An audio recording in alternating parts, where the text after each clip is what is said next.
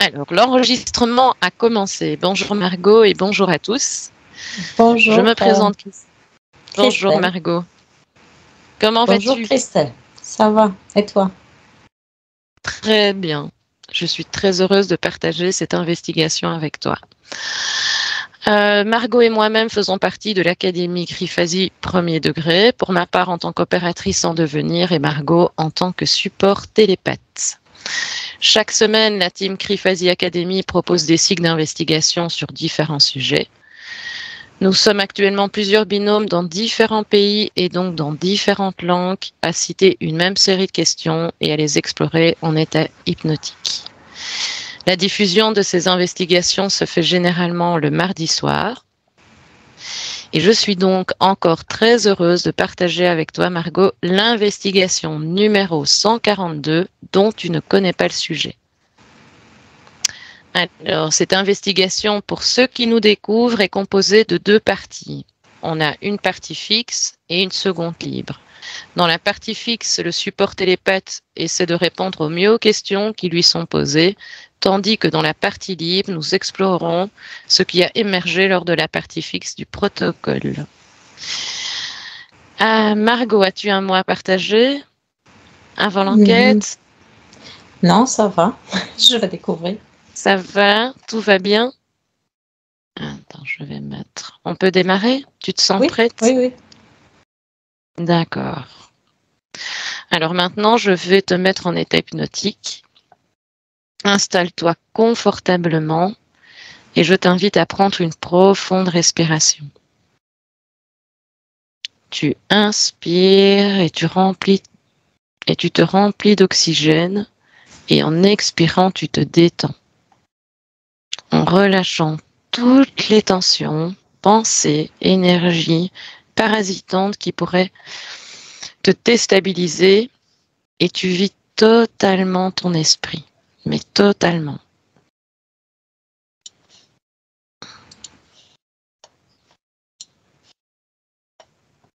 Alors, maintenant, je vais compter de 10 à 1. Et pendant ce décompte, tu plongeras progressivement et en profondeur dans un état hypnotique.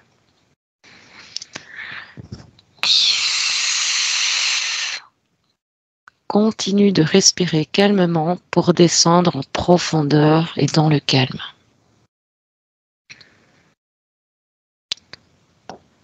9. Ressens ton corps qui se fait de plus en plus lourd, d'une lourdeur agréable.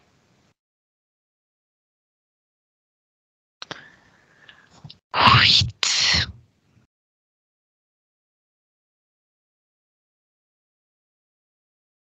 7. Et maintenant, tout ton corps s'enfonce en profondeur. 6.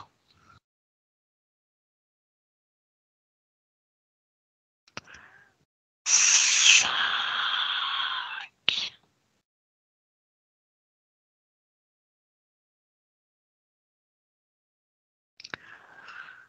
4.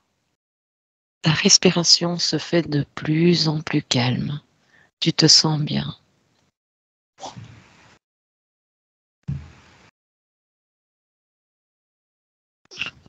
3.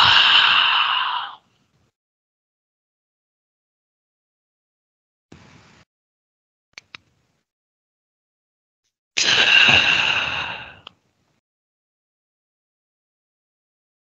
Et 1. Maintenant, je vais compter de 1 à 3. À mon 3, tu te connectes au terme ayahuasca et tu me dis quelles sont les premières images que tu vois. 1, 2, 3. Ayahuasca. Oui, ayahuasca. Et tu me dis, quelles sont les premières images que tu vois. C'est une plante. On l'a fait un peu en décoction.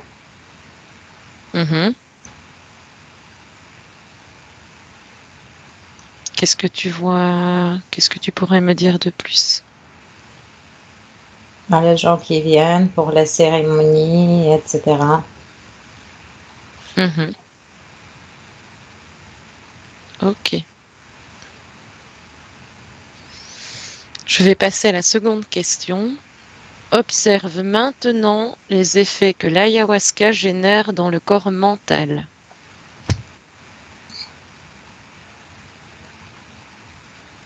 Moi, Dis-moi si tu as besoin que je répète. Pardon.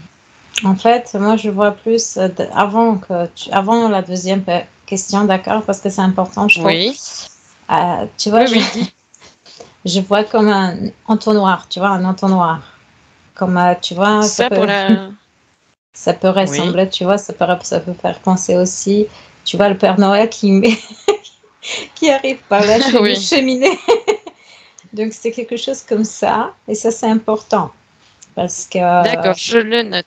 On pourra le développer si tu veux bien. voilà, On le développera dans la partie libre. c'est important parce que le contact s'est fait de cette manière. Soit quelque chose descend, soit toi tu montes. Ok, voilà. Ah oui, ok.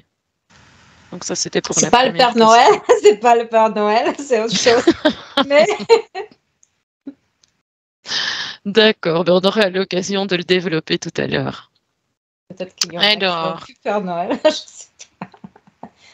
ça, sait-on jamais. Alors, mais on pourra le développer tout à l'heure. Alors, deuxième question. Observe maintenant les effets que l'ayahuasca génère dans le corps mental. Maintenant.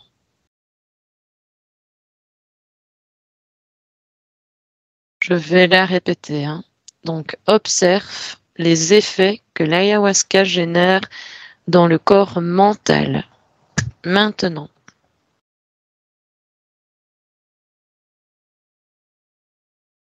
C'est un peu difficile parce que c'est comme il y a une modification. Mhm. Tu ressens une modification, donc dans la partie mentale, dans le corps mental. Est-ce que tu ressens d'autres choses qui te paraissent importantes? En fait, moi, je vois pas trop corps mental, etc. Je vois cette histoire avec l'entonnoir. Ça veut dire la personne comme Oui. si elle ouvrait une sorte de porte, mais c'est pas une porte, c'est plus ce genre d'entonnoir. Et soit, Oui. donc ça veut dire cette ayahuasca, tu ouvres comme un autre espace. Et puis, Oui. par contre, c'est pas très contrôlable. Ça veut dire tu sais pas à quoi tu ouvres la porte. Si, Oui, oui, voilà. tu ouvres une porte, mais tu ne sais pas où tu vas. Tu sais pas ce que tu Ok, ben, vas vivre. ok. Ben, Mais voilà, mais la moi je première vois, et la tu vois, deuxième question je se vois rejoignent. soit que toi, comme si tu sortais de ton état, comme si tu entrais dans un état modifié ou comme si ton énergie s'élevait. Il y a aussi une Mhm. histoire où quelque chose, comme si quelque chose descendait sur toi. Je vois Ah pas oui, oui, trop. donc Ouais, vient l'effet entonnoir. Mais on développera, hein, on va ok. développer. Donc la première question et la deuxième question se rejoignent vraiment assez bien. La troisième question, quel effet cela génère-t-il ou peut-il générer dans le corps émotionnel?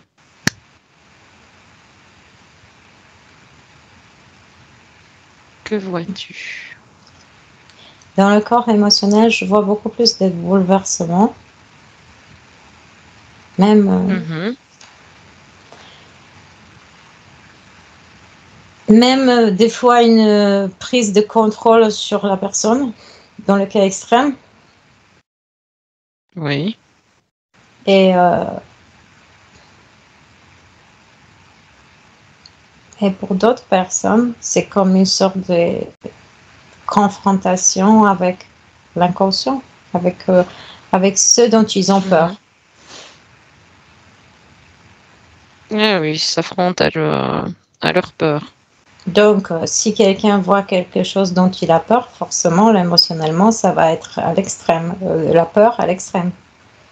Et si Oui, donc c'est il vit, vraiment amplifié. oui, voilà, c'est La amplifié. sensation est C'est comme, amplifiée. C'est comme tu fais une psychanalyse et tu reviens à quelque chose qui t'a traumatisé, et ben tu dois l'affronter en face. Ah oui. Ok. Très intéressant. Mhm. On pourrait aller creuser encore un petit peu dans cette question-là. C'est un sujet qui est quand même assez où il y a beaucoup à dire. Hein. Mais tu vois, il y a aussi comme des esprits qui tournent autour de la chose. Et tu peux, en quelque sorte, si tu ouvres la porte à tu sais pas quoi, si tu n'es pas en quelque sorte, je sais pas, averti, j'ai déjà dit, ça peut entrer, c'est entonnoir, ça peut aussi descendre. Et voilà, il y a des choses qui peuvent monter, ah, oui, et il y a des choses qui peuvent prendre le contrôle de toi. Oui, qui peuvent profiter de la situation. Voilà, exactement. Voilà, surtout si tu n'as pas pris conscience de certaines choses dans l'éthérique. C'est surtout aussi quand tu viens juste comme ça parce que c'est un peu à la mode et tu viens pour vivre une aventure, bah tu peux vivre une aventure, mais tu vas pas l'oublier. C'est sûr. Je n'en doute pas.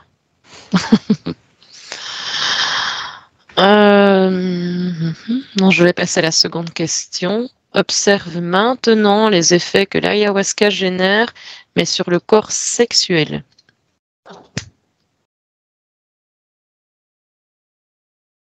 Sur le corps sexuel, ça peut être la même chose. Ça veut dire s'il y a une entité qui rentre en toi, bah elle fait ce qu'elle veut. Hein. Elle fait ce qu'elle veut. Oui. Elle peut même attaquer quelqu'un du groupe. C'est cool, non?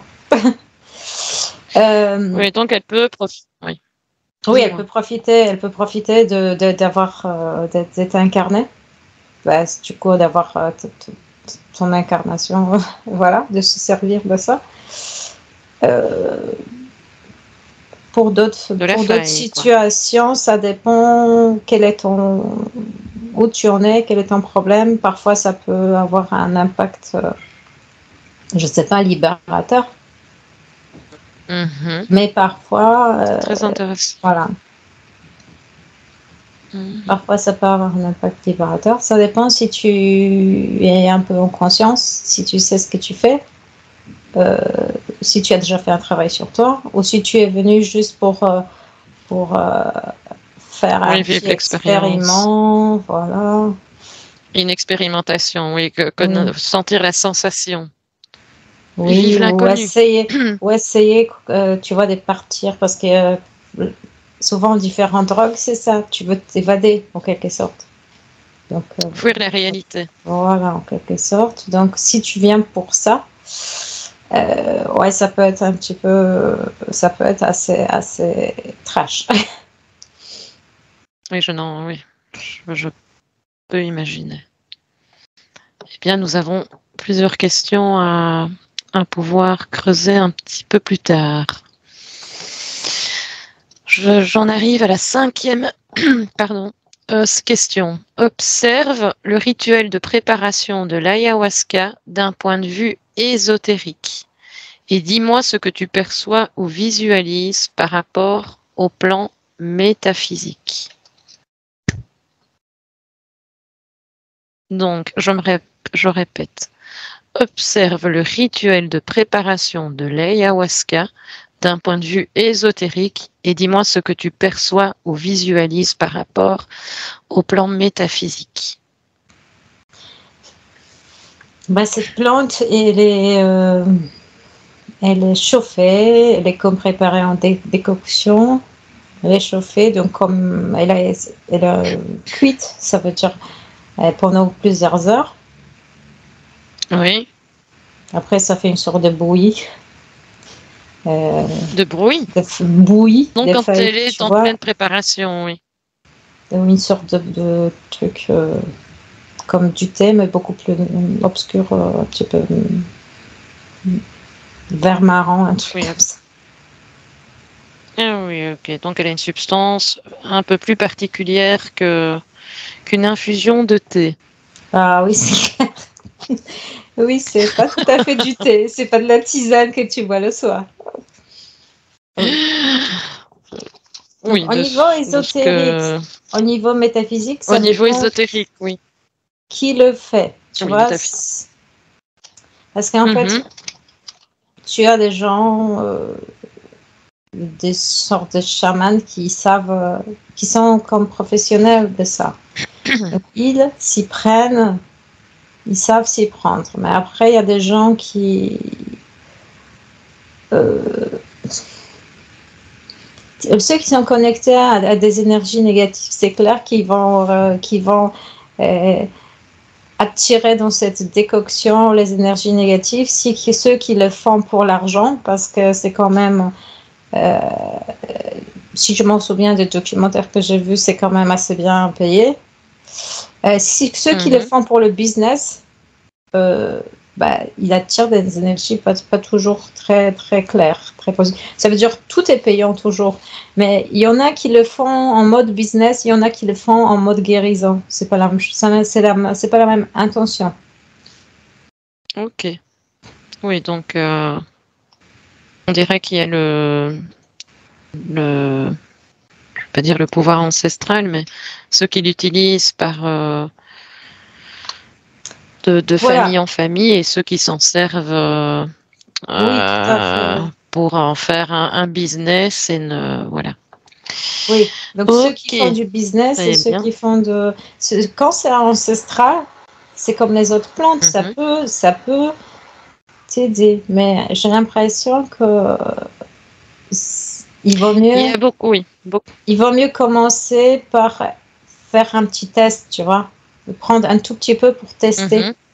Si je crois que avec parcimonie, oui. C'est pas juste une cérémonie. Si je me souviens bien, c'est pas une cérémonie d'un soir. Il reste là-bas pendant, je sais pas, une semaine ou un truc comme ça. Donc tu commences à apprendre pour tester ce que ça te fait, etc. Et c'est pas si on te donne la dose pour le cheval, bah direct, tu peux même. Ouais. Oui, oui. Je t'avais dit que tu peux être interféré, donc ça veut dire quelque chose qui descend. Soit tu peux monter dans une sorte de... Comme si tu sortais de ton corps ou un truc comme ça. Voilà, c'est comme si tu sortais de ton corps. Okay. Il peut y avoir des sorties du corps aussi, des choses comme ça. Mais si tu en prends trop, si tu vis des chocs énormes, je ne sais pas quoi, bah, ça peut arriver que tu ne reviennes plus, quoi. Jusqu'à là. Donc, en fait, tu te confrontes à des choses qui éventuellement, tu as la plante ou ton corps ou ton esprit veulent te faire découvrir. Mais ça dépend aussi de...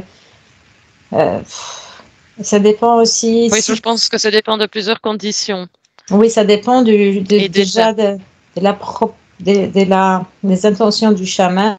Ça dépend si lui-même il est connecté ou s'il n'est pas connecté. Ça dépend si toi tu es interféré ou si tu n'es pas interféré. Qu'est-ce que tu as dans la tête? Qu'est-ce que tu as dans l'esprit? Où est-ce que tu es dans ton chemin de développement personnel, etc. Donc, par exemple, si tu es très interféré, bah, tu peux voir en face tes interférences, tu vas avoir une peur de ta vie, quoi. Oui. Très intéressant, Margot. Très intéressant. 8e question. L'utilisation rituelle de l'ayahuasca, considérée comme une boisson sacrée, combine les rituels chamaniques et les influences chrétiennes inhérentes à l'église Santodem. J'espère bien les plaies. Que perçois-tu au sujet de ces informations?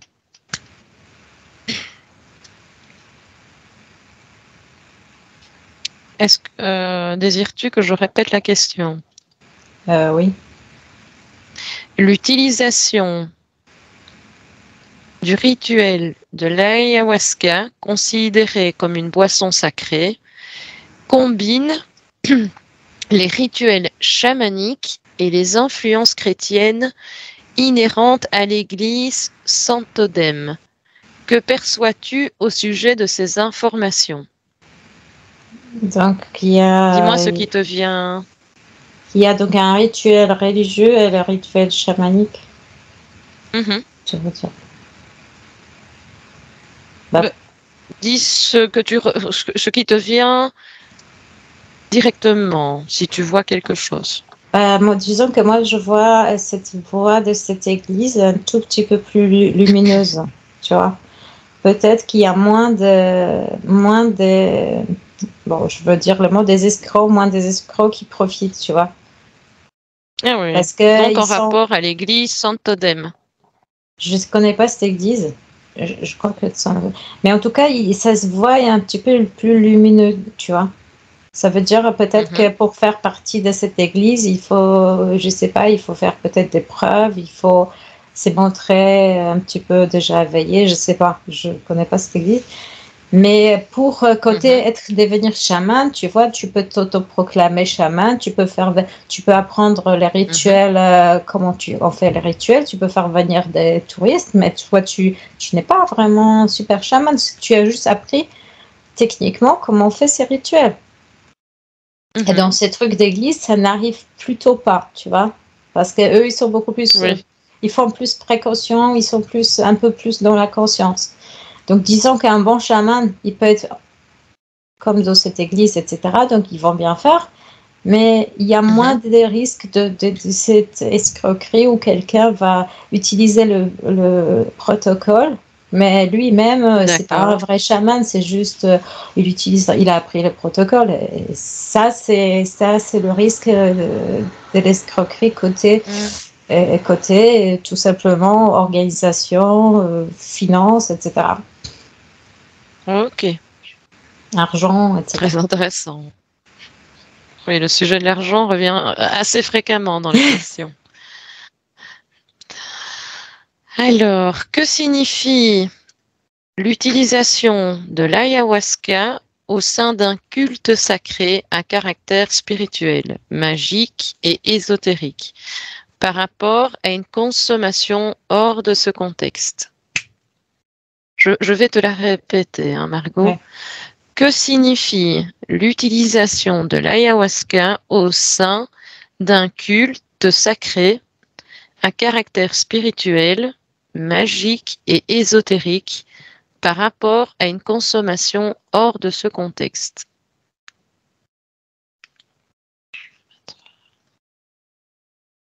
Déjà, magique, c'est quoi le mot magique?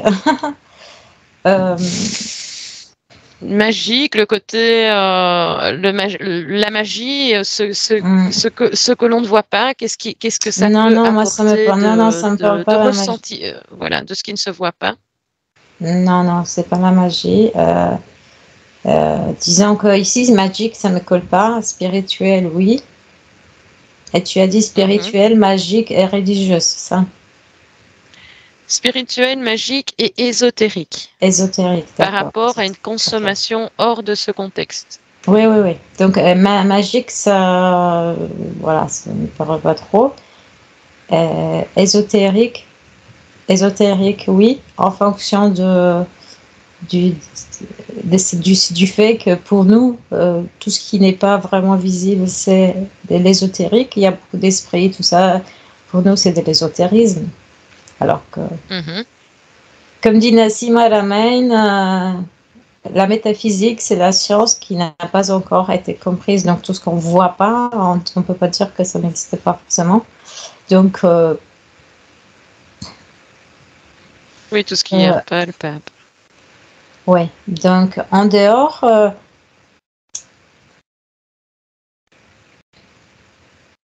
dis-moi si tu as. Oui, donc ici tu vois qu'il n'y a pas de magie, pas d'ésotérisme. Non, c'est ésotérisme de toute façon, c'est tout ce qui est en connexion avec, en quelque sorte, avec l'invisible, mais disons que je le vois comme un jeu, tu vois, les gens qui ne sont pas dans les rituels spirituels avec un objectif précis, c'est comme ceux qui se fument des joints pour avoir des sensations fortes. Donc, dans cet esprit qu'ils font ça pour vivre ce côté, pour s'envoler je sais pas où, pour vivre une sorte de voyage déconnecté, voilà. Donc, c'est pas le même. En fait, l'intention, elle a une importance. Elle est importante. L'intention. Oui. Oui, l'intention, oui, bien sûr. Après, on peut dire que L'intention dans laquelle. On peut dire que Oui, c'est l'intention dans spirituel. laquelle tu vas. Oui, oui. Si tu veux vraiment évoluer, ou tu viens pour vivre cette sorte de voyage délirique. Voilà. Donc ça, c'est Oui, quand je vois même. bien. Ouais. Ok. Après, j'ai 10e pas. question. Ouais. Ah, pardon. Non, Pardon, je ne t'ai pas demandé si tu voyais encore quelque chose. c'est pas grave. Vas-y, on va. Tu peux me dire? Non, L'image non. J'ai déjà oublié. Vas-y. Ah, on viendra recreuser à la source. 10e et dernière question. Cherche maintenant les conditions ésotériques que tu vois inhérentes à la notoriété toujours croissante et à l'expansion conséquente dans le monde de l'ayahuasca, au point que l'UNESCO s'y intéresse aussi. Qu'est-ce que tu perçois? Je vais te la relire. Donc, cherche maintenant les conditions ésotériques que tu vois inhérentes à la notoriété toujours croissante et à l'expansion conséquente dans le monde de l'ayahuasca, au point que l'UNESCO s'y intéresse aussi. Qu'est-ce que tu perçois? Donc, quelle influence ça a, puisque ça s'expanse? À mon avis, je vois plutôt. Je vois comme si. C'est un peu. Comme si tout le monde, en quelque sorte, consciemment ou pas consciemment, voulait évoluer. Mais voulait, donc ça veut dire voulait se développer, voulait évoluer, voulait vivre une transformation de soi ou de sa vie, etc. Mais il y en a qui s'y prennent un peu mal. Tu vois, ça veut dire Bien sûr. le développement, par exemple, pour développement personnel. Oui, le développement personnel, tu vois, pour accéder à ce que on dit le soi, etc. C'est une confrontation aussi avec les ombres dans l'esprit, par exemple, de Jung, etc. Mais les gens, en fait, c'est un travail sur tu vois, parfois des années. C'est pas juste. Et les gens, en fait, veulent le faire d'une manière, tu vois. Ah, j'ai vu un flash, je vois tout maintenant et c'est bon. Ça veut dire il veut vivre cet événement comme les feux d'artifice. Surtout quand on leur a raconté qu'on vit un truc complètement hallucinant et je sais pas quoi. Et puis ça, c'est à la mode. Puis ça me rappelle que j'avais déjà des livres de Castaneda et tout ça. Donc Castaneda, il y a beaucoup qui ont lu Castaneda, etc. Donc ils veulent le vivre comme des feux d'artifice. Tu vois, tu vis un truc tout et tout se remet en place et tous les puzzles de ta vie se replacent et tout est parfait, les tableaux est impeccable. Oui. En fait, l'effet boule de neige, l'effet TikTok comme je l'appelle. Non, tu vois, imagine que tu vois tu vois une image. Oh, tu peux. Aujourd'hui, je t'avais dit, j'étais dans le temple bouddhique, donc souvent dans ce temple, cette année non, parce que c'était un petit peu réduit après la crise, mais il composait le mandala, tu vois. Avec du sable, c'était super beau. Mais cette année, il n'y avait pas. Magnifique. Donc, imagine que toi, tu veux te composer l'image de ta vie, tu veux tout récomposer comme ces puzzles. Imagine que tu as ton mandala de ta vie en mode puzzle et tu voudrais que tu vis une illumination et tout se replace et le tableau, il est parfait. Mais en fait, c'est pas forcément ayahuasca, il faut faire un parcours personnel, etc. Donc, c'est super à la mode parce que je pense qu'en mode conscient, inconscient, tout le monde voudrait comme évoluer ou faire une sorte de saut quantique ou quelque chose, ou vivre une révélation. C'est peut-être le rêve de tout le monde en quelque sorte. Mais mais ils s'y prennent pas toujours comme il faut. Ça veut dire, c'est pas juste, tu prends la plante, elle va t'illuminer toute ta vie et tu vas tout comprendre d'un coup. Peut-être il y a certaines personnes qui sont bloquées, mais qui vont avec les bonnes intentions, qui sont préparées, qui ont déjà vécu, qui ont déjà observé ces rituels, etc. Donc, ça les aide peut-être. Elles se confrontent à quelque chose, à des ombres en elles, à des refoulés, à des choses. Effectivement, ça peut les élever parce que je vois aussi que les gens que ça élève. Mais ça ne va pas faire de feux d'artifice pour tout le monde. Donc, c'est à la mode. Ça veut dire, en quelque sorte, je vois comme s'il y avait cette tendance. C'est bien, dans l'homme, de vouloir s'élever. Sauf qu'il y en a qui ne savent pas s'y prendre. Donc, ils ont entendu qu'il y avait ayahuasca et tout ça, que c'était assez à la mode, c'était décrit dans certains livres. Donc, ils essayent de passer par ça. Surtout que, voilà, il y avait beaucoup de récits. Pas certains sont possibles. Après, l'expérience, pour certains, elle est constructive. Ils découvrent des choses d'eux qu'ils ne savaient pas ou qu'ils avaient refoulées. Où ils ont la confrontation, je vois, avec éventuellement des animaux ou d'animaux totems ou je sais pas quoi, ce qu'ils rencontrent pendant ce voyage. Ça revient, oui. Ça apparaît souvent, on les retrouve souvent dans des reportages. Voilà, quand ils vont à la recherche. Mais justement, Margot, excuse-moi de t'interrompre. Oui. Comme nous avons terminé les questions, nous pouvons passer aux questions libres. Donc, tu vas pouvoir t'exprimer. Mais avant tout, Margot, comment te sens-tu ? J'ai pas trop répondu par rapport à UNESCO. Mais bon, c'était juste pour dire que tout le monde s'y intéresse. Tout le monde s'y intéresse parce qu'en fait, c'est un phénomène assez à la mode. Et puis parce que peut-être, en quelque sorte, tout le monde a cette tendance de vouloir se développer, mais sans avoir les bonnes clés toujours, forcément. Mais voilà, tu dis de toute façon... Ou parce que le chemin du développement, il peut sembler un petit peu ennuyeux, les recherches, tout ça. On veut avoir d'un coup, comme ça, tu vois, une illumination et c'est bon. Mais justement, si tu me le permets, on y reviendra après. D'accord. Mais donc, ce qui est intervenu assez fréquemment et dans les 3 premières questions, c'est cette insistance que tu avais justement avec l'entonnoir. Oui. Et donc, et qui avait une prédominance importante.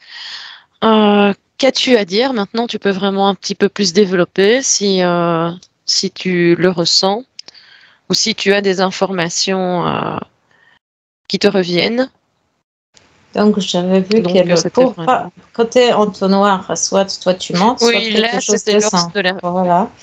Donc, si tu es très perturbé, si tu es un peu perdu, il y a quelque chose qui peut descendre en toi et commencer à diriger ta vie à ta place, etc. Donc, ça peut être super dangereux. Super dangereux. Après, tu peux comme monter dans un autre comme espace. Après, en fonction de ce que tu vas vivre, tu reviens, soit un petit peu modifié, soit un petit peu... Moi, c'est pour ça, je vois pas de truc mental et tout ça. Je vois comme une sorte de sortie ou comme une sorte de descente. Je sais pas, voilà. Donc, tu reviens et tu découvres des choses pendant ces voyages. Ou peut-être c'est juste, tu vois, c'est pas que tu t'élèves, mais juste tu t'expanses ou quelque chose comme ça. En tout cas, ça passe par comme ça, tu vois. Ça passe comme ça et donc, comme ça. Que ce soit... Ah, pardon, excuse-moi. Mais par exemple, dans le corps mental, imaginons qu'une personne, une personne, ça m'intrigue, une personne qui a peut-être des problèmes de... Attends, je termine juste. Pour le corps mental, maintenant, ça peut aussi interagir dans le corps émotionnel et également dans le corps sexuel. Mais imaginons qu'une personne qui a déjà des petites faiblesses mentales ou qui a peut-être des problèmes de bipolarité, donc tout est à mettre entre parenthèses, mais nous parlons dans le plan physique dans ces termes-là, comparé à une personne qui n'a pas de problèmes mentaux aussi prononcés, voilà. Est-ce que tu peux expliquer l'effet entonnoir? Je ne sais pas si tu as bien cerné ma question ou qu'est-ce que ça génère par exemple pour une personne qui a par exemple des problèmes de bipolarité, donc quelques petites instabilités mentales. Moi, je Comme vois ça, on comprend un peu l'effet généralement, entonnoir. je vois en général que ça désactive plutôt le mental. Ça t'ouvre à un autre espace qui plutôt désactive le mental. Donc, le mental, je vois pas Ok, qu'il participe au truc. d'accord, Après, intéressant. voilà. Sur la partie émotionnelle, Après, si tu dans le me corps parles émotionnel, après, si tu me parles d'un bipolaire, ça peut être, voilà, par exemple. ça peut être très dangereux, même très, très dangereux, parce que les deux parties de cette personne, elles peuvent commencer à se confronter ou quelque chose comme ça. Ça peut être super Mhm. dangereux pour tout le monde d'ailleurs. Donc, je vois pas ce qu'une personne fait pendant. À quoi ça sert qu'une personne avec ce genre de problème vienne à ce genre de cérémonie? Ça peut que être négatif plutôt. Amplifié. Oui, non, mais à mon avis, Ben, imaginons, si tu as des non mais problèmes, imaginons par exemple, ça peut amplifier. C'est pour ça ah, que je te dis, il peut y avoir comme la mais confrontation ça entre peut les être deux ultra personnes. tragique. Ça peut être brutal, totalement brutal. Donc, les personnes qui ont des Mais problèmes juste, psychiatriques, il faut surtout pas mhm. aller à ces cérémonies. Voilà, parce que justement, dans le point commun qui est revenu aussi dans toutes les questions, c'était l'aspect financier. Oui, Donc, on a les chamans, mais par tradition, qu'ils le font oui. pour soigner, et puis parce qu'il y a tout un rituel spirituel et un respect, tandis que d'autres ne le sont pas et Non, s'en servent. là, je vois Et pas donc, spirituel. Ce que je vois enfin, maintenant, entre guillemets, hein, tout est, mais hein, nous savons que l'information peut être polluée, oui. voilà. Mais dans le concept, supposition et hypothèse, voilà, il le fait dans un certain respect, voilà. On va Non, plutôt c'est pas ça, utiliser c'est ça. pas ça. Non, non, attends. Ah, Si vas-y, un dis-moi. chaman veut, normalement, cet chaman, il devrait faire une sorte Mhm. d'enquête, des questionnaires avec la personne sur ses motivations, le Voilà, pourquoi, quel est son problème, oui. etc. Mhm. C'est pour ça, si une personne a des problèmes psychiatriques, bah, elle refuse tout simplement. Donc pour moi, je vois comme une sorte de conversation. Tu viens, tu veux faire ça, c'est pas que tu viens et tu payes, mais le chaman t'accueille pour 30 minutes ou je sais pas, et il parle Mhm. avec toi.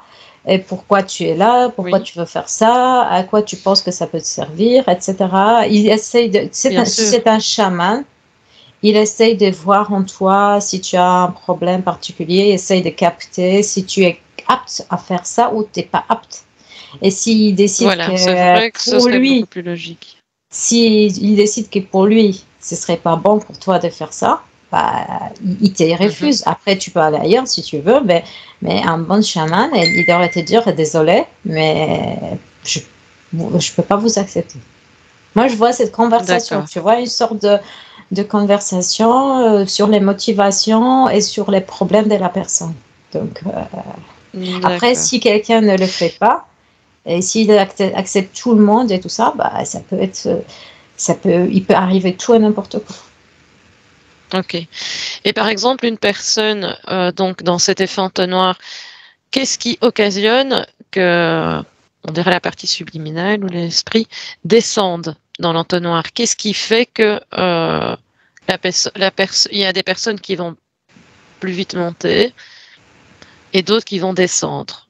C'est pas les personnes qui descendent, Qu'est-ce qui les différencie? c'est les entités qui descendent dans ces personnes parce qu'elles Ah, sont voilà. très, très perdues, elles leur laissent l'espace. Et voilà. D'accord. Donc, je vois comme Est-ce- si elles laissaient un peu l'espace de. Soit elles sont perdues, soit elles sont trop. Je sais pas, je vois qu'il y a de l'espace pour descendre. Ces entités, ils en profitent. Après, soit D'accord. ce sont des personnes qui sont un peu plus peut-être affaiblies ou peut-être quelque chose comme ça. Ok. En tout cas, quand ça descend, c'est pas bon. Ça veut dire quelque chose d'autre a pris aussi la place. Normalement, Oui. Et tu dois, donc, quand tu vois, tu dois un petit peu monter, tu dois t'expanser. Donc, ta conscience mhm, s'expanse. Tu vois certaines choses que tu ne voyais pas dans ton état normal, où tu vis des rencontres et tu reviens. Tu vois, c'est comme si tu viens comme ça, tu t'expanses et tu reviens oui, après. oui. Après, si tu vis Oui, des bien sûr. choses Donc, mais trop difficiles, trop brutales, si ça se passe d'une manière difficile, et ben tu peux être très très perturbé. Donc l'objectif c'est quand même de vivre une voyage initiatique qui t'apprend des choses et non pas qui t'est détruit en plus. Mais c'est en fonction de la conscience, de l'ouverture, du travail fait auparavant sur toi, des intentions, enfin tout ça. J'ai mis une question qui me vient en tête, mais ok. Donc, et qu'est-ce que... Oui, bon, ici on parle quand même d'une substance un peu psychotrope qui te permet de te reconnecter ou voilà. Donc, d'accord. Donc, je ne sais plus à quoi je voulais en arriver. J'avais un flot de questions qui me venaient là sur l'instant. Que tu avais relevé qui était très intéressant. Ah oui, tu m'avais parlé dans la question de la préparation. Qu'est-ce que tu voyais dans cette préparation qui pouvait être assez particulière? Comment elle est vraiment... Qu'est-ce que tu perçois? Qu'est-ce que tu peux donner de plus comme explication sur le plan éthérique dans cette préparation? Dans la préparation, je t'avais dit que ça dépend de l'intention et ça dépend si le chaman est lui-même avec les esprits positifs ou avec les esprits plutôt néfastes. Il ne s'en rend pas compte. Ou s'il n'est pas du tout avec les esprits parce qu'il a appris juste le protocole pour gagner et puis il ne sait pas avec quel esprit ça marche. Il fait juste la décoction, il prépare la plante, il la sert. Mais pour le reste, il ne gère pas trop les trucs dans l'invisible. Donc là, c'est vraiment le cas extrême difficile. Mais quand il s'y prépare, quand il y a des esprits. Après, après, il y a un truc aussi, parce que tu vois, si toi, tu es, donc, normalement, c'est l'Amérique latine. Les gens de l'Amérique latine, ils sont quand même habitués un peu à ces esprits, tout ça, dans leur culture même, tu vois. Et si un Européen, en plus très rationaliste, a une idée, on peut dire, je veux me fumer un joint, après, au lieu de me fumer un joint, je veux me prendre de l'ayahuasca, il va penser que ce sera la même chose que le joint. Et là, ça va être complètement encore très amplifié. Et comme il n'a pas l'habitude tu sais, quand tu parles aux gens en France, en Europe, de l'invisible, il pense que tu vas pas trop bien, tu vois. Encore dans les époques précédentes, jusqu'au Moyen-Âge, c'était peut-être pas très... Ça va, c'est encore qu'on pouvait parler. Mais aujourd'hui, les gens ne sont pas très ouverts. Donc, si quelqu'un comme ça va aller dans cette cérémonie sans aucune préparation, du coup, ça peut être assez difficile, l'expérience. Déjà, le choc de quelque chose, tu vois, de voir quelque chose. Alors que dans la culture, par exemple, latino-américaine, cette chose peut-être, elle est moins choquante.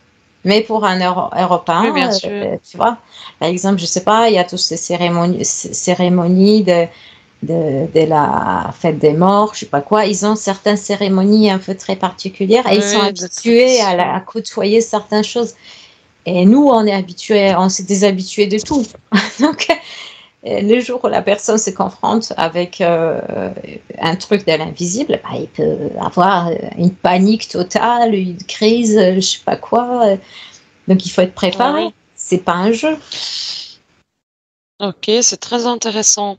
Par contre, ce que j'aimerais aussi savoir, si possibilité.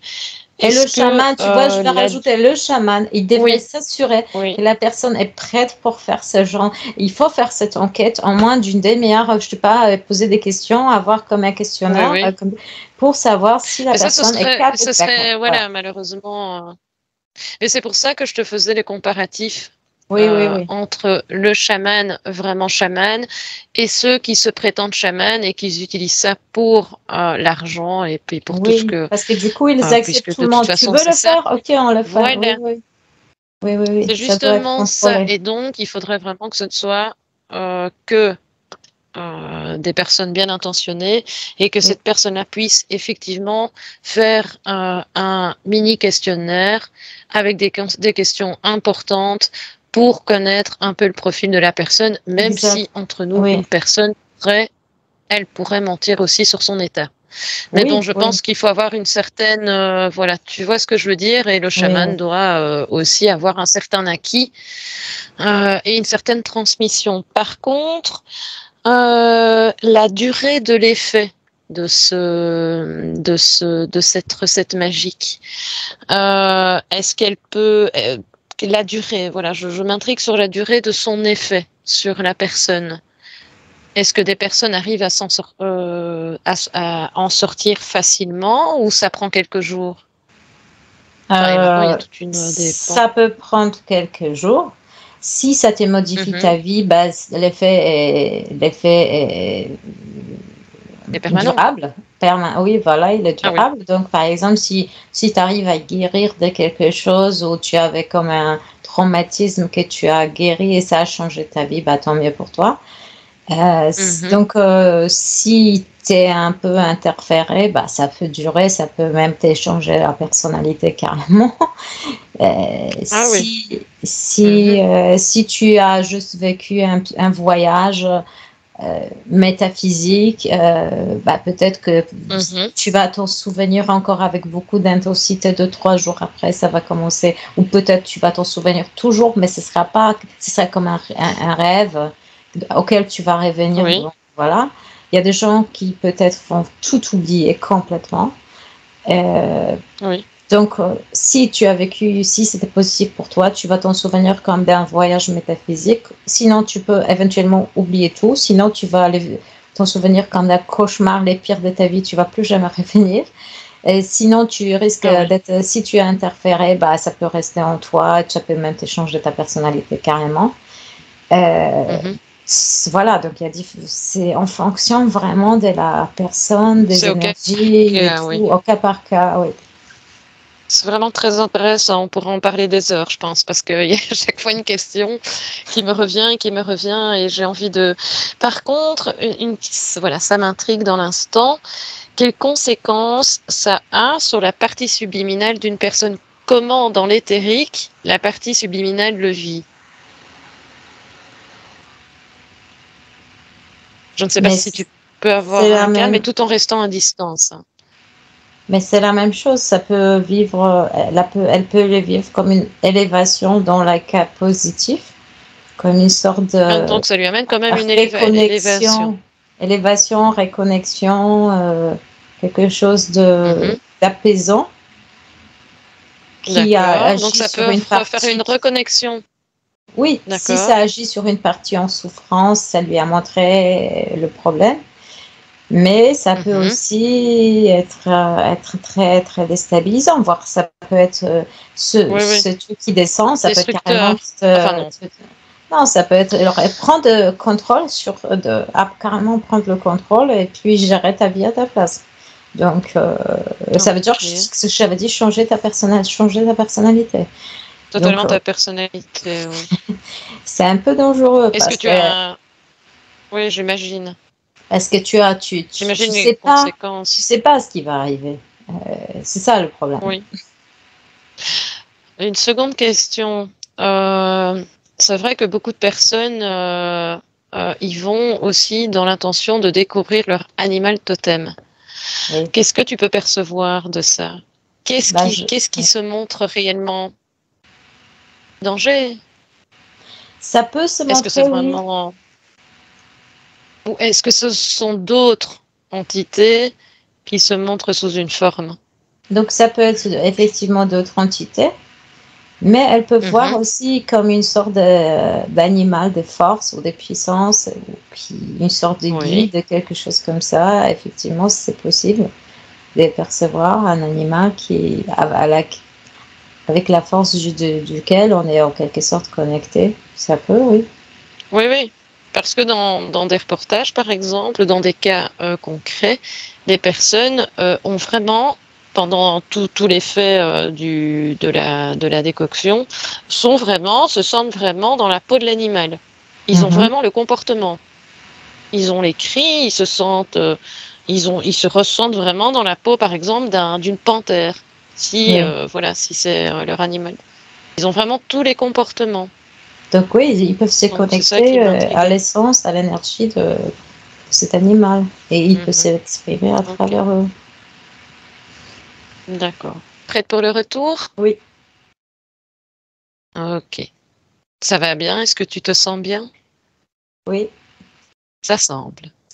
Eh bien, je vais t'inviter à te déconnecter de tout et de tous. Je vais compter jusqu'à 3 et à mon 3, tu seras pleinement éveillé et en totale harmonie avec ton corps. As-tu besoin d'élever tes fréquences, Oui, Margot? oui, oui, oui, oui. C'est pas Oui? les Voilà. expériences ayahuasca, c'est pas du tout mon truc, absolument pas. Donc tu me Eh bien, je t'en prie. Oui, oui, oui, j'imagine. Remonte tes fréquences jusqu'au moment où tu te sens bien, totalement bien. Et tu me dis quand c'est OK.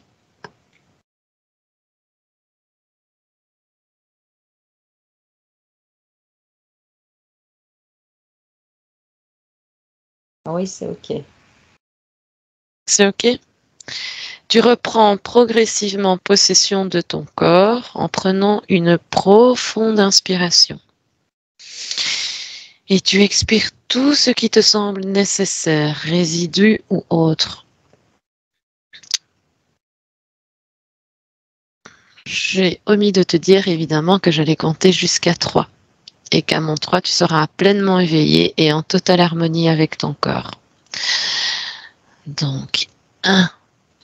Tu reprends progressivement possession de ton corps en prenant une profonde inspiration et tu expires tout ce qui te semble nécessaire. 2. Tu étires en douceur tous les membres de ton corps. Tu t'accordes une fréquence qui te fait du bien et qui te convienne, comme l'amour, la paix, la sérénité, la joie. C'est toi qui choisis ce que tu veux t'offrir. Et 3. Tu es pleinement dans ton corps et avec nous et tu peux ouvrir doucement tes yeux.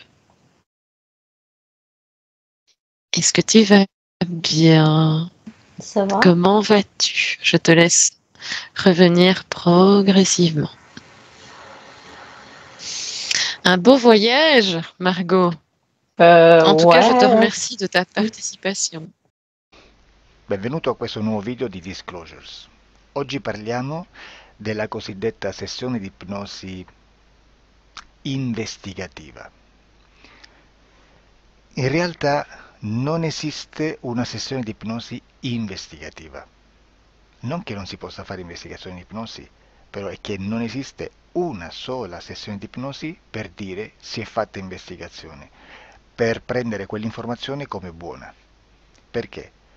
Sappiamo intanto che l'informazione che arriva in ipnosi è molto contaminata, la percentuale di inquinamento dell'informazione è altissima.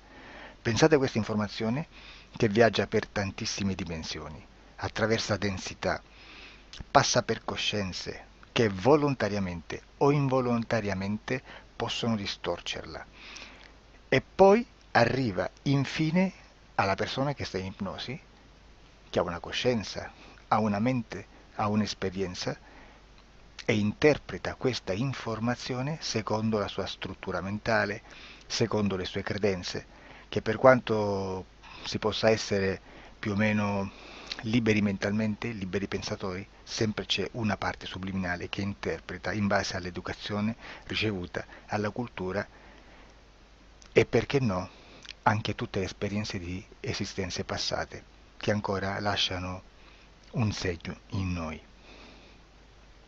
Per capirci, è come se dovessimo parlare con un'altra persona immersi nell'acqua, a qualche metro di distanza, cercando di utilizzare un mezzo, che è quello della corda vocale, che è fatto per produrre suoni da trasmettere nell'aria. Noi stiamo utilizzando questo strumento per far passare un'onda sonora nell'acqua o in un liquido. Chiaramente il suono viene completamente distorto, sempre ammesso che sia per il nostro corpo facile e non difficoltoso poterlo fare senza avere dei problemi come ingurgitare acqua o eccetera. Ma non solo. Supponiamo che per questo tipo di comunicazione utilizziamo anche due lingue diverse, per esempio un italiano e un russo o un giapponese. Per quanto possiamo anche interpretare il labiale, non possiamo capire quello che ci sta dicendo, perché la lingua è diversa. La lingua, diciamo, da dove parte l'informazione a dove arriva è completamente diversa, il codice, il linguaggio è diverso, ma possiamo anche cercare di capirci attraverso i gesti, attraverso le espressioni facciali. Per quanto sia ipoteticamente facile poterlo fare sott'acqua, però non dobbiamo dimenticare che l'acqua non è l'aria e può distorcere l'immagine, ma non solo. Dobbiamo anche pensare che l'altra persona, che parla un'altra lingua, che viene da un'altra cultura, potrebbe interpretare i segnali che noi interpretiamo come X in Y. Per noi un sì è abbassare la testa dall'alto verso il basso, per esempio, sì, e il no da sinistra verso destra, no. In alcuni paesi orientali, come le Filippine credo o qualcun altro, utilizzano esattamente gli stessi segni, ma al contrario. No, sì.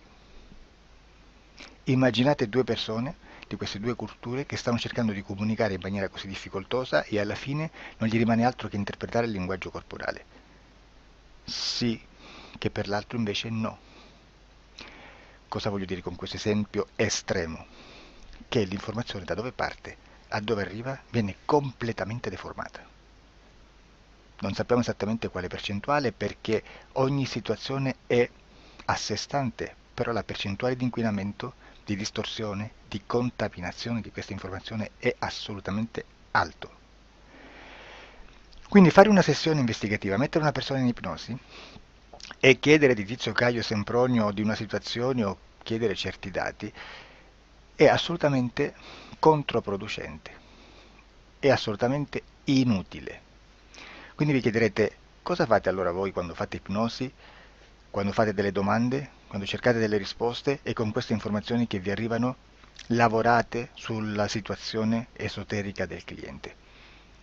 Beh, non facciamo altro che recuperare questa informazione solamente per arrivare al problema del cliente e poi lavorarci. Quindi il valore dell'informazione non è quello di un'istruzione, quello di memorizzare dei dati e di prenderli per buoni, ma è un veicolo di movimento, di trasporto verso la causa del problema per poi lavorarci. Quindi lo scopo di questo tipo di informazione che si prende dalla singola sessione è completamente un altro. Come si fa quindi? Investigazione in ipnosi. Il lavoro non è semplice, il lavoro è lungo, difficoltoso, stancante. È necessario farlo anche in squadra perché bisogna moltiplicare il numero di sessioni da fare e una sola persona potrebbe farlo soltanto in un tempo estremamente largo. Noi abbiamo delle informazioni che prendiamo ormai per buone, ci lavoriamo, danno dei risultati e quindi per noi sono buone. E come abbiamo fatto ad avere queste informazioni? Per esempio, come facciamo a sapere che un extraterrestre chiamato il cosiddetto grigio è più o meno alto X, poi ci sono magari quelli anche un po' più alti, ma hanno un corpo strano, hanno una pelle grigio-verde, hanno degli occhi grandi a mandorla, neri, senza una pupilla visibile, non hanno quasi bocca né naso né orecchie, hanno soltanto delle fessure, non hanno organi genitali, hanno degli arti molto più lunghi rispetto alla proporzione che potrebbe avere il corpo umano e di solito hanno meno dita delle 5 del corpo umano, eccetera, eccetera, eccetera. O se no prendiamo un altro tipo di essere che possiamo incontrare in ipnosi, come facciamo a dire che hanno delle somiglianze con i rettili, gli animali rettili terrestri o gli animali, gli invertebrati, gli insetti terrestri? Perché? Perché siamo sicuri di questa informazione e ci lavoriamo e quando ci arriva la prendiamo già per buona, nonostante sia anch'essa contaminata. Perché queste informazioni sono arrivate da tantissime sessioni, fatte da tantissime persone, con tantissime altre persone sotto ipnosi, e che nel contesto di tutto il lavoro gli uni non sapevano degli altri. Questo dato può essere più o meno rilevante, sempre c'è contaminazione e quindi possiamo prendere per buono anche un gruppo di lavoro dove l'uno possa sapere dell'altro. Ci potrebbe essere una contaminazione del contesto di quel gruppo di lavoro, ma si aggiunge semplicemente una piccola percentuale di questa contaminazione a già la grande che esiste. Non è così impossibile lavorarci. Da tutte queste sessioni, da questo grande numero di sessioni, migliaia, diciamo migliaia, noi prendiamo solamente quell'informazione che è uguale a tutte, che è in comune a tutte, o a quasi, perché magari qualcuna ci potrebbe essere niente in comune per una fortissima contaminazione, perché no? Ma dobbiamo prendere una stragrande maggioranza, proporzionalmente abnorme rispetto a quello che potrebbe essere un minimo di scartabile, e lì possiamo prendere per buona questa informazione. Quindi se noi su 10.000 persone diverse, con operatori anche diversi, in cui in ogni sessione vediamo un essere che più o meno ha le stesse caratteristiche del grigio o dell'insettoide, a forma di mantide religiosa, o il rettile a forma di lucertola, per esempio, di serpente o di quello che sia, o se vediamo il pianeta Marte più o meno di colore rosso, o se vediamo dei sotterranei eterici, non fisici, nel sottosuolo terrestre, soprattutto sotto le grandi città, dove c'è concentrato molto potere, molta energia di questo tipo, e chi più ne ha chi più ne metta. Se vediamo degli impianti che hanno certi tipi di funzioni, certi tipi di forme in certe parti del corpo, e questa informazione la ritroviamo tutta o quasi in tutte le sessioni fatte, eseguite, realizzate da tanti anni a questa parte, significa che quella è una informazione affidabile. E vi posso garantire che stiamo parlando di una percentuale bassissima. Su un 100% staremo, credo, forse più in basso di un 2-3%. Immaginate, tutto il resto è spazzatura, è informazione spazzatura. Sì, spazzatura.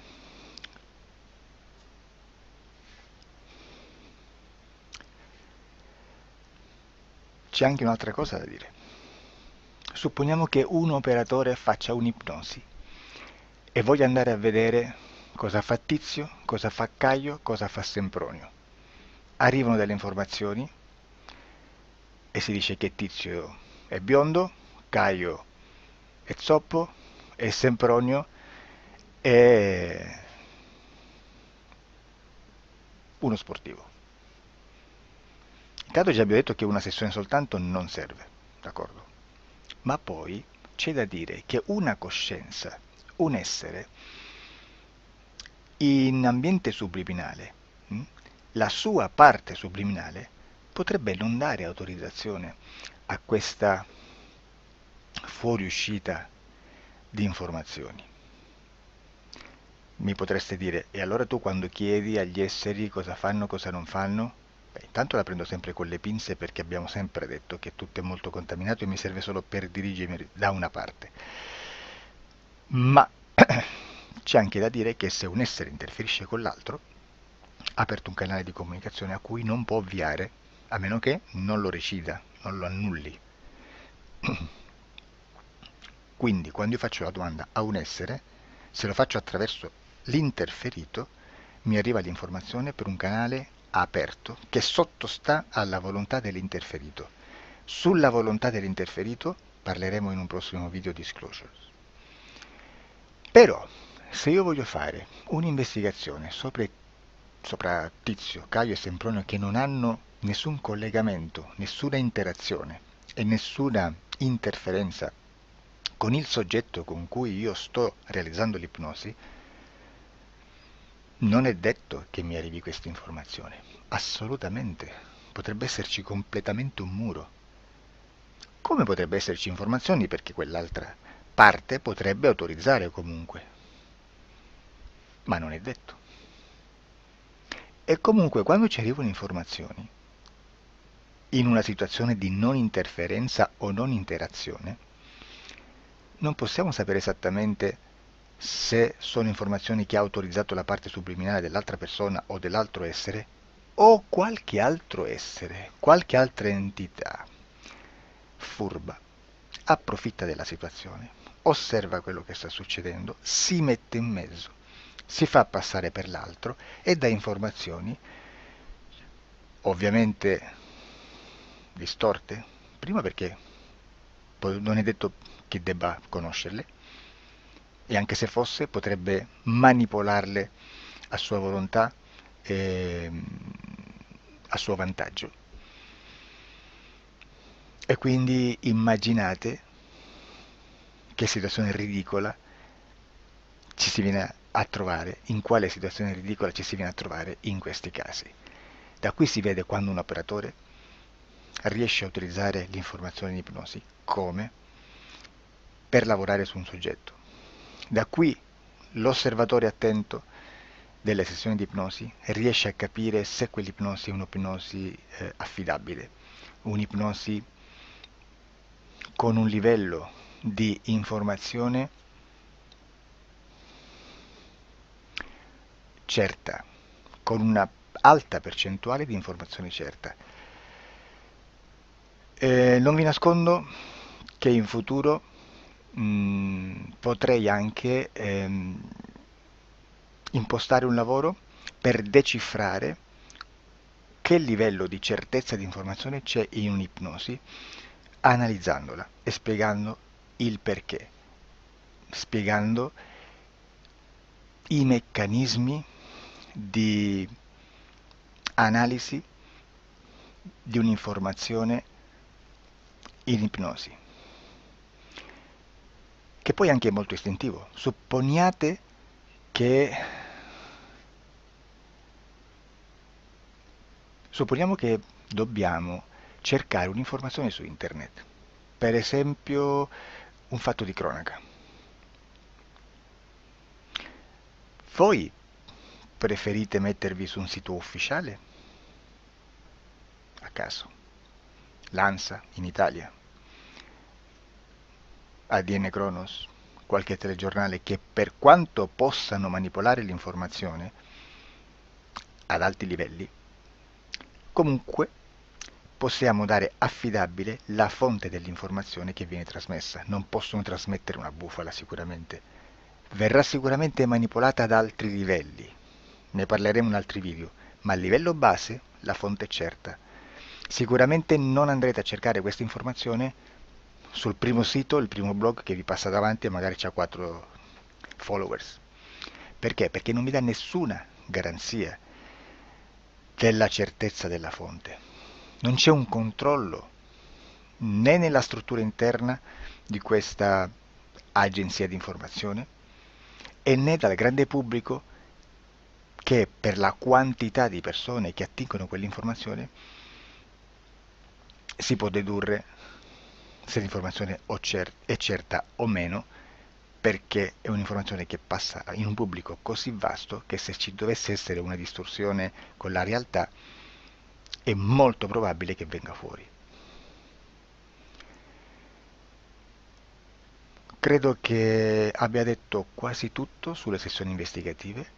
Prima di chiudere aggiungo che proprio per questo stiamo conducendo dei cicli di investigazione in ipnosi regressiva che comprendono tante sessioni con persone diverse, con una buona o eccellente suscettibilità ipnotica, sicuramente,